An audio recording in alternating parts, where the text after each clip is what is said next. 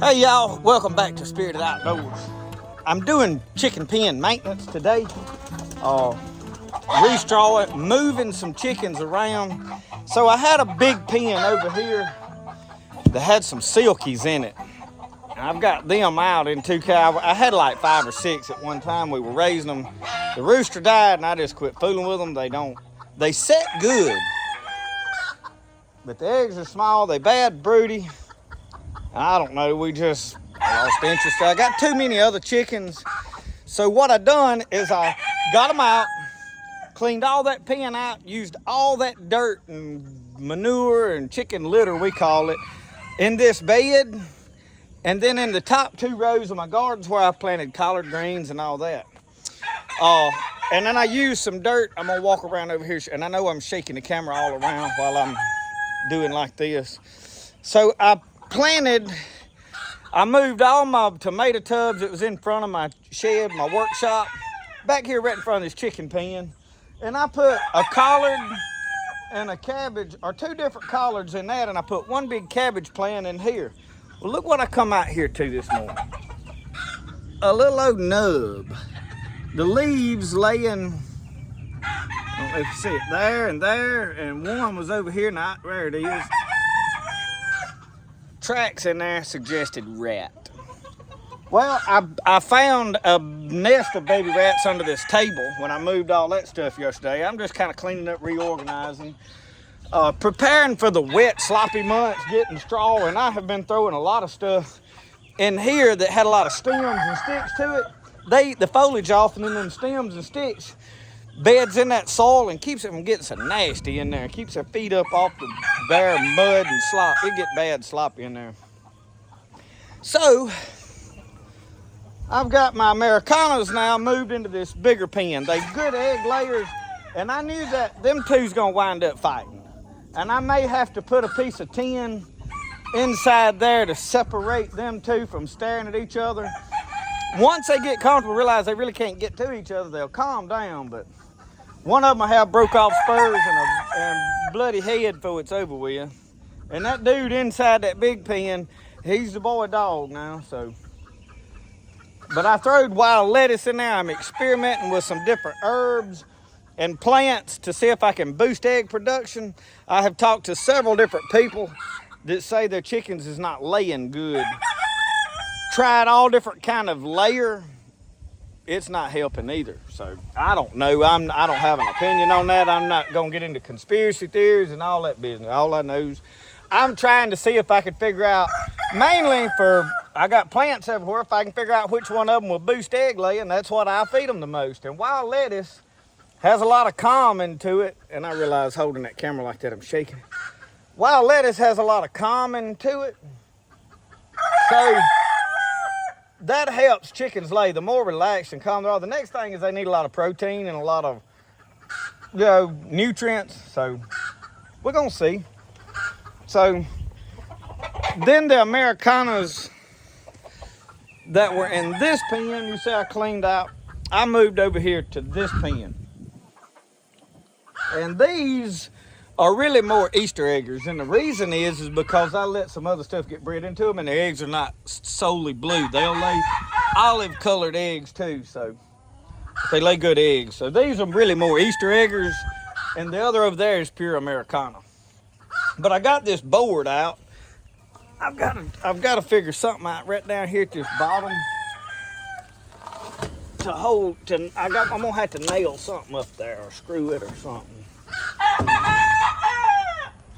The lawnmower and the weed eater has destroyed that board. So anyway, that is kind of what I'm doing this morning. We're gonna sit down and take a break, talk for a little bit.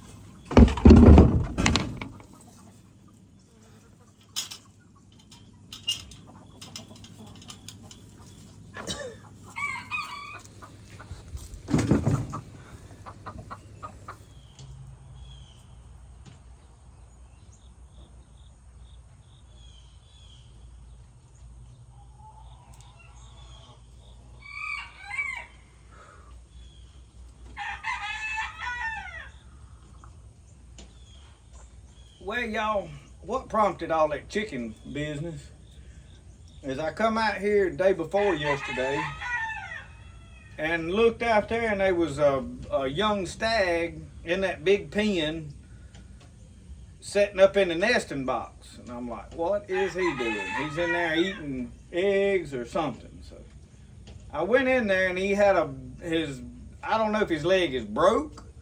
It looked like the joint of his, I guess it's his knee, looks like his elbow, because you know a chicken bends backwards from a human. But his bottom part of his leg's just flopping. So I got him out and put him in basically a hospital, in a cage by himself up off the ground, and fixed it where he'd be in there by himself, give him a chance to heal. So I had several young stags in there, so I started moving them. I had to tear apart some pens that have just come apart, and some that foxes, bobcats, whatever critters, coons, possums have destroyed. Because the wire you buy now is not any good. They can pull on it and it just pops apart where it's welded together. So, you know, I tore them apart and pieced together the better pins that I had, the good wire, moved stags down into the woods, got all my stags down there. When I started that, I said, I got to move everything. I wanted to plant my fall crop, so I got my turnip green row and my turnip greens and mustard green rows. I seeded them, and you've seen me plow it for that in another video. And then I went to town yesterday. We had to go to the bank, swap some money around, and when we make a trip to town, I have to do what I need to do. So I went ahead and got 6 packs of collards. I got a Georgia collard and another collard, big blue collard. And then I got 6 packs of cabbage and put them down there. But I've been out here fighting rats at night. I hadn't videoed any of that. I can take that red light, shining down, them rats be running everywhere. So I have been shooting them with my 22. Well, I found the rat nest and all that stuff the last couple of days. I'm trying to thin them out, but that's what's eating my plant up. And they're telling what else they've been eating out there that I've been trying to have. So anyway, that's all neither here nor there. Y'all, I did the video the other day about getting out of the rat race. I got a lot of positive response from that, a lot of good. I think a lot of people agree, and we're all thinking somewhat alike. None of us are going to totally be 100% in agreement with the methods and the ways to do things, and that's all right. Everybody needs to come up with what they're comfortable with their skills and what they know, and do the best you can. That's all any of us can do. I had a few people that was like, well, if you take any money off of YouTube, you're a hypocrite. I don't know where that come from. Y'all, they ain't nobody making no big living off of YouTube. I'm just going to promise you that. If you think there's money in what I do, it's not. I do this because I enjoy filming videos. I enjoy sharing what I've learned and am learning. I don't already know everything. I don't think I know everything. When I learn something, I want to try to share that knowledge and keep it alive. But YouTube, you make about, on an average, if you don't have a video that just really goes viral, you make about $200, $300 a month at the level I'm at right now. Now, once you get 100,000 subscribers and every video is getting 10, 20,000 views, then you start making a little substantial money, I reckon. I don't know. But the answer is not taking money for what you do. I mean, that's like telling you, well, the answer to get out of the rat race is to quit your job and sit at home and do nothing. Or go to work and don't take no money for what you're working for. That's how much sense that makes. No, the whole idea is to eliminate as much expense as possible. I mean, it's basically a Dave Ramsey with a bushcraft or a country mindset. It's not about making more money as the answer to your problems. It's about spending less money, figuring out what all you can do without. What can I do for myself that I don't have to spend money on? And that's like out here with the fertilizer and stuff in those chicken pens. I cleaned out all them chicken coops, shoveled all that dirt up, and I put it in those rows around my collard plants, turnip greens. Put it in those tubs that I'm planting some stuff in. And I do a lot of experimenting with my growing, what works, what don't work. And but there's fertilizer that I ain't got no money in.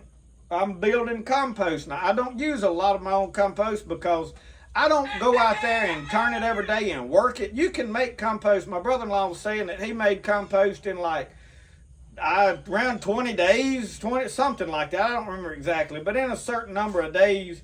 And he's, going out there and flipping it every 3 or 4 days, adding the right ingredients and working it. And you can do that.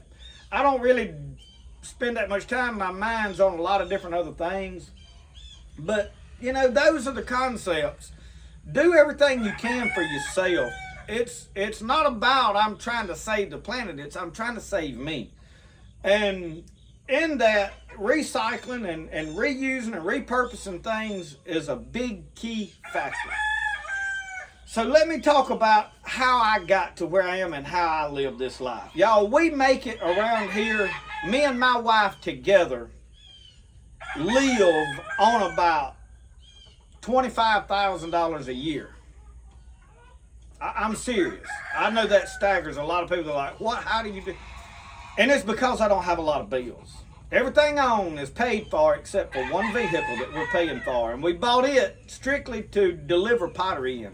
So in case those of you that are new don't know, my wife and I are Southern Mud Pottery. We make pottery here. That is what I do for a living. That's what allows me to be here on this homestead every day, all day. I don't have to go nowhere except when I go to deliver or when I go to get supplies. And we don't make a lot of money off of it, but I'm home. You see what I'm saying? I'm here to work this place. And we offset like in the winter, I heat with wood. I put in, and you look back in videos and you can see where I have been slowly converting everything over. I put in a wood heater. We had gas logs. Gas, way too expensive. I'm going to keep my gas tank, pay the rent on it. It's like $75 a year for the rent on that tank. I'm going to keep it because I'm probably going to hook all my cooking appliances on my back patio up to that. But I'm heating with wood to help with that cost. Now, our keels are electric, so our power bill is the most expensive thing that we have here. In the winter, it's not so bad, but a lot of the air conditioning runs our bills up because clay can't get too hot and it can't get too cold. It can't freeze. So I have to maintain the temperature in these buildings. The next thing, when I got ready to build a house, I'll tell you how I got the mindset. I was drunk. I was an alcoholic.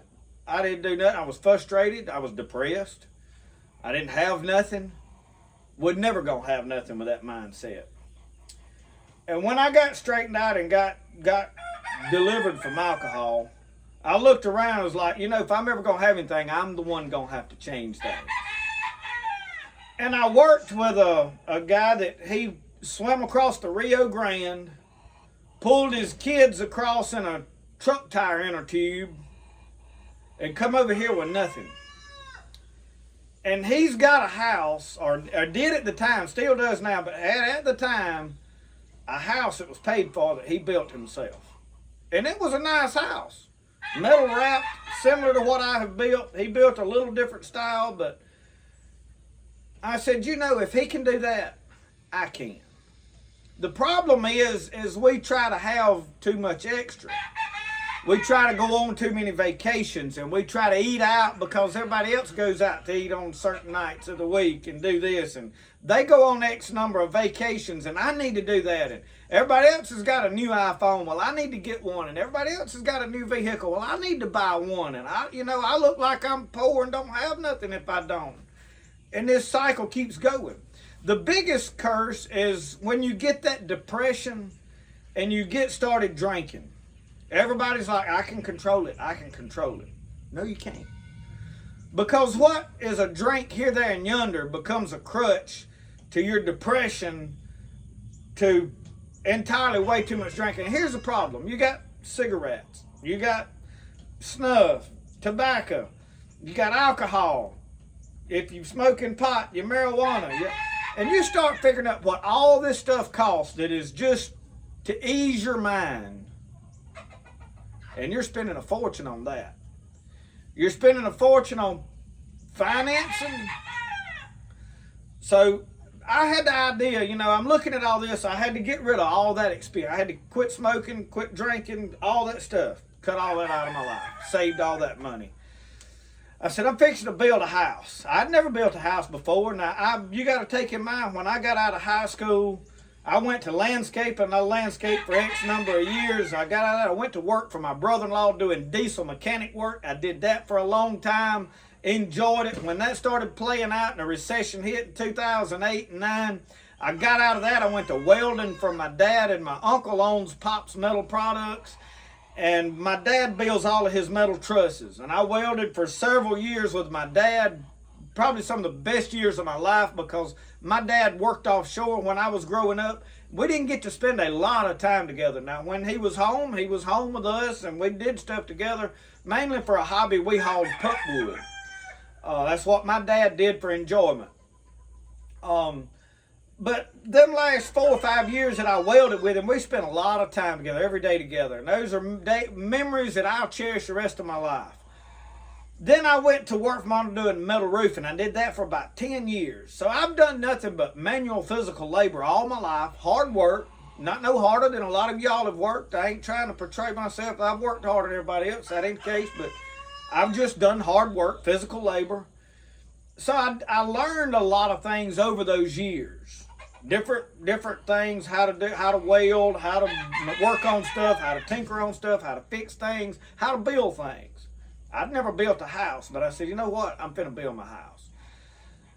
I bought a Harley-Davidson motorcycle in 2012. I traded a Honda Shadow I had for it, that was paid for, that was an excellent bike. Clutch was slipping just a little bit, and I said, well, I want a Harley. Everybody else has got a Harley. I want a Harley.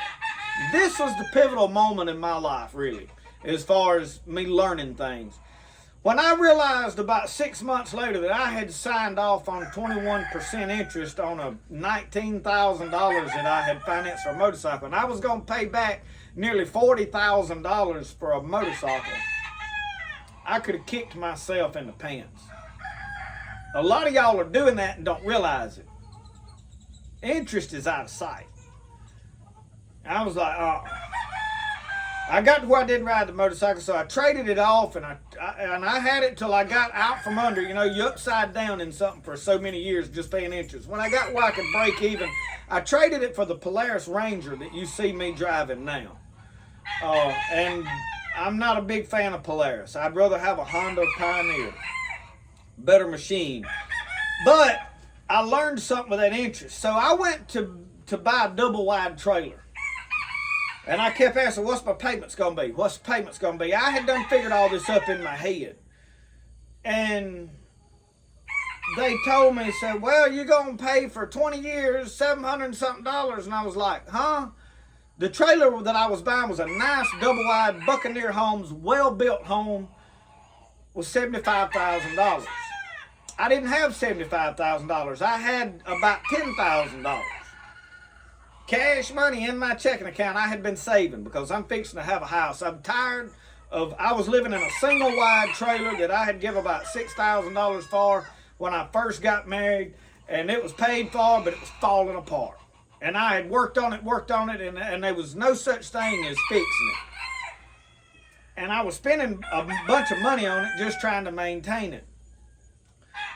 And I sat down that guy, and I got to figuring I was going to pay more in interest on that double wide than I was going to pay on what the house was. And I walked out of there. He already had my $7,500 check and wouldn't give it back to me. He was like, let me just hold this, and you think about it. Well, so I walked out of there, called the bank, stop payment. Or actually, I told my wife, I said, call stop payment on that check. I was done right then. I had learned my life. I done figured it up in my head. No, sir, I'm not. He said, oh, everybody's going to pay interest. You're going to pay interest no matter what you do. And I looked at him and I said, that's where you're wrong. So I come home and I sat down and I got to thinking. My wife drove up the next afternoon and I was out here hammering stakes in the ground. She said, what are you doing? I said, I'm fixing to build a house. I took what money I had and I started buying posts. I bought metal trusses and I put them up myself. I knew how to do that. saved up, and I had the money for the purlins. I put the metal purlins up. I put a metal roof on the top. Called around, figured out where the best price to get a bundle of 2x4s. I got 2 bundles, big bundles of 2x4s, and I started framing. Actually, I paid for the slab first. I formed it all up, put the plumbing in. I had a guy, a friend of mine, a good friend of mine, come help me get the plumbing in there, and then I paid a company to come put the slab in. I did all the form work. They come and poured it and finished it. And then I started framing, and I framed everything up. And my dad-in-law helped me, but we just started working. And I paid for that stuff as I went. I didn't borrow no money. I just kept paying for stuff. So once I had it all framed up, then I was working with my uncle. I got him to finance me the metal. And I wrapped the house in metal, and I worked till I paid it off. I mean, I was paying on it a good bit every week, taking out of my check to pay on that metal. I got that done. That part's paid for. It's boxed in. Windows is in. And I started looking around. I found a bunch of used, well, it wasn't used, it was new, rough cut lumber stacked in a building, had been sitting there. The Lord really blessed me with it's what happened. And I put that all in the house. And I started, I tore a barn down, and that's what lines the inside of my living room. I tore a lady's roof off of her house, and when we replaced the roof, I saved all the old tin. It was that old V-crimp metal. That's the ceilings in my house. I reused and repurposed a lot of stuff. And when I moved in my house, I had borrowed about $8,500 to finish so I could hurry up and get in it before Christmas that year, because I had promised my wife we'd move in before Christmas. And I worked and paid that off over the next year. And I don't owe a thing on my house. 2,000 square foot home that I built myself, and I saved all the money on financing. There's a huge amount of savings in financing. I saved all the money on labor. I paid nothing in financing, hardly very little to my uncle. I did pay him some interest on that, but it wasn't nothing like a bank. And I paid nothing in labor, except for the finishing the concrete was $1,000. And y'all, that's how I managed to have a house. I built it myself. I did it myself. And that's what I'm trying to tell y'all. The more you figure out you can do and learn how to do, the more money you're saving yourself. And that's how you manage to live. And we learn to live off a lot. We grow a lot of our own vegetables. Yes, we go to town and buy some odd and end things. These just things. We buy a lot of flour, cornmeal, and basic cooking oils and lards and whatever we're using, seasoning. I mean, a lot of things about it. But anything I can grow myself and supplement myself, I'm doing as much of that as possible. We packed a freezer full of peas and corn and butter beans and all that kind of stuff. Hunt, fish. I've got a lot of fish in the freezer. I got a lot of deer meat.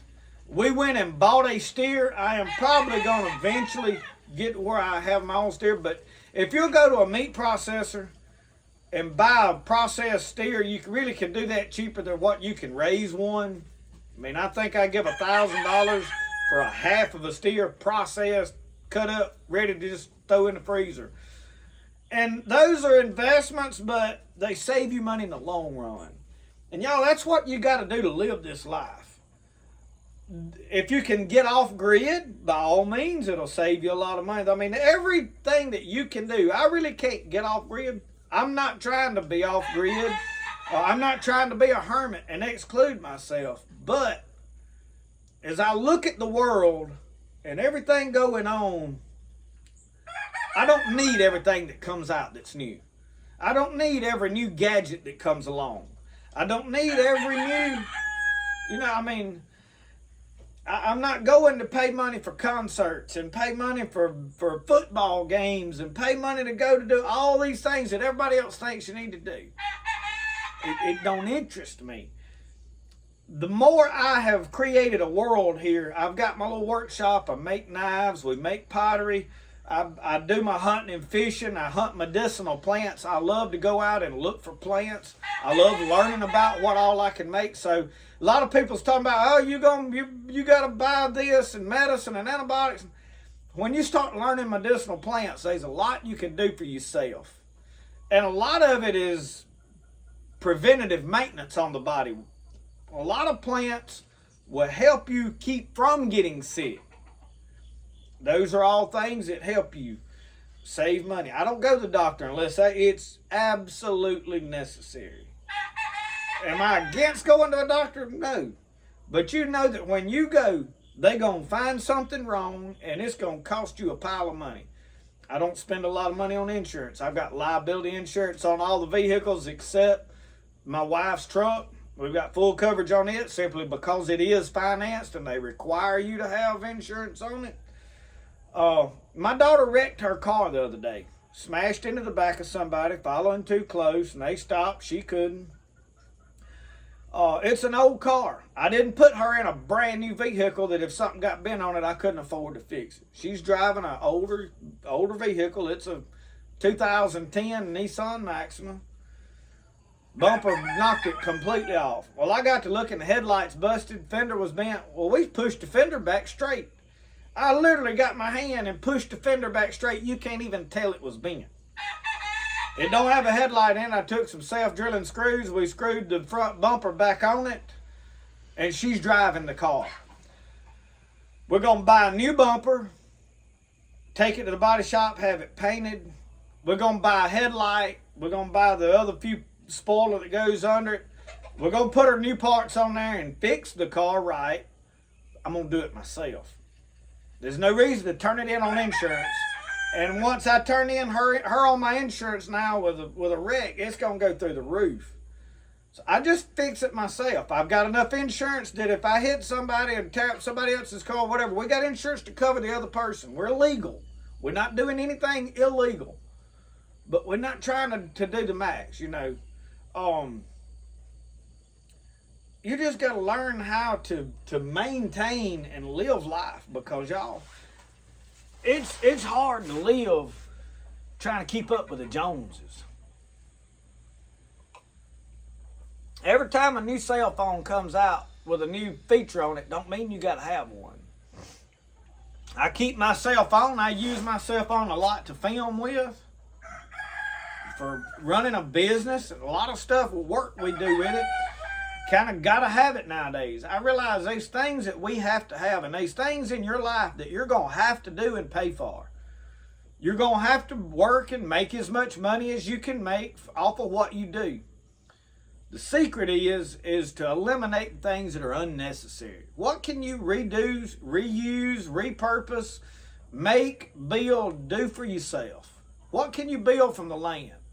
That's why when I build this back patio, you see me cutting my own pine trees, peeling them. I'm going to timber frame the whole back patio. I will have to buy the metal and the insulation that goes on the top. Everything else I'll cut and do out of manual labor here on the land. If you're working a full-time job somewhere for somebody else, you probably can't do that. That's why you need to figure something that you can do. You never gonna really get ahead working for somebody else. You've got to learn how to create something, a skill that you can do on your own.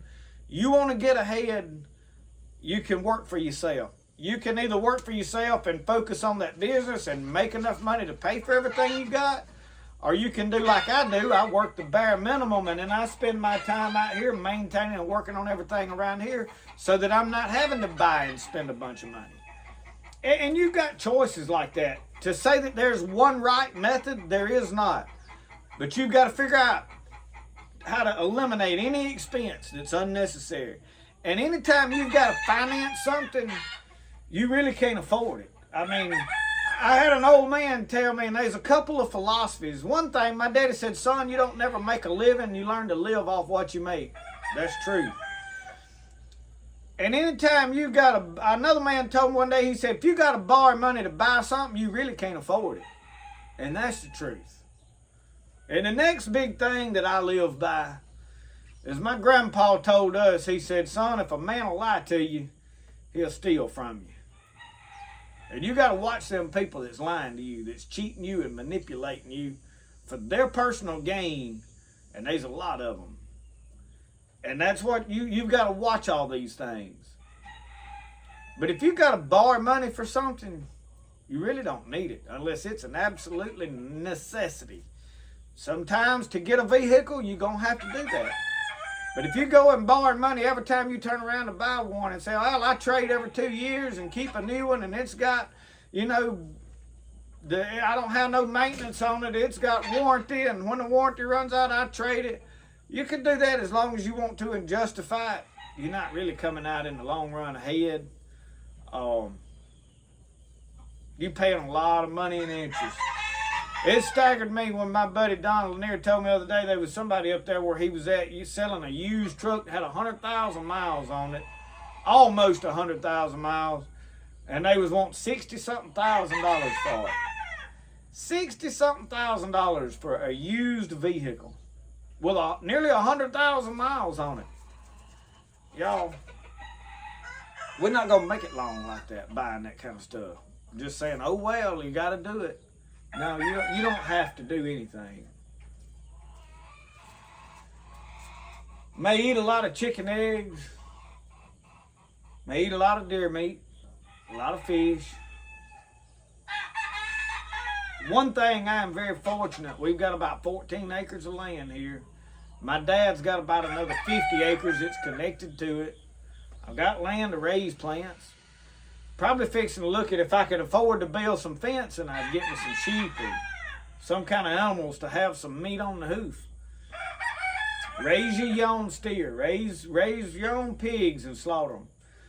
Most of our problems with that is once we raise something, we attach to it, we can't really shoot it in the head and eat it.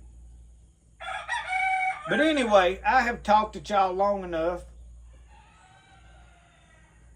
I know some of you probably wanted to see that cut right there.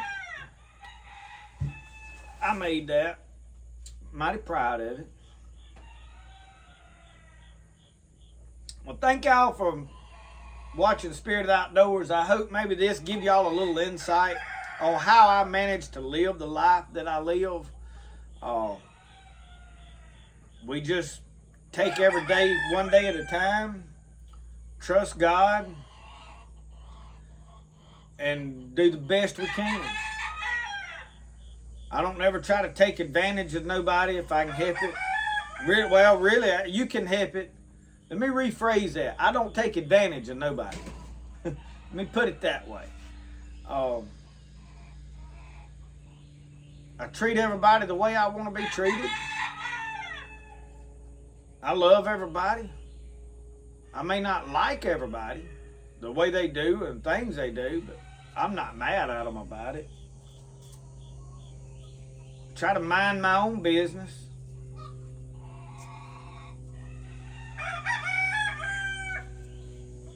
And create a world that you enjoy being at. Create a home and a place that you enjoy being at home. If you're miserable at your house and you need to go on vacation to get away from it all, you need to change some things. I enjoy being here. I enjoy being in this workshop. I enjoy making knives, making whatever. I mean, I enjoy making plant medicine. I enjoy making pottery. I enjoy being here. I enjoy raising my son. We're probably going homeschool him. I enjoy being here. I enjoy hunting and fishing and activities that don't cost me nothing. My fishing is not, I've got a couple of big boats, and every now and then I like to go on a trip that I go to the lake or go, but I do a lot of fishing in ponds and walking back to the swamp, which is fortunate for me. Everybody don't have that option, I realize. But I do a lot of activities that don't cost me anything to do, that I really enjoy, that gives me a lot of relaxation and peace of mind. I hunt for food. I eat everything I hunt. I process my own game. I don't take it to a slaughterhouse and pay somebody else to skin it and cut it up for me. That's a waste of money. But anyway, maybe some of these tips help some of you to get self-reliant, to get where you can make it on your own and cut the cost of living. There's some things you're going to have to pay for. But if it's not necessary and you can do it yourself, do it yourself. Thank y'all for listening to me. Listen to my opinions.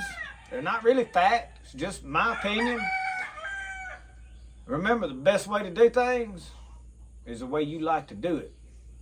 And yes, that has to align with God's way. But I like to do things the way God wants it done, so it's not a problem for me. Somebody scolded me about that. Said, oh, you got to do things the Lord's way. Well, that's my way. The way I like to do it is pleasing to Him. So the best way to do things is the way you like to do it. We'll see y'all. Y'all have a good one.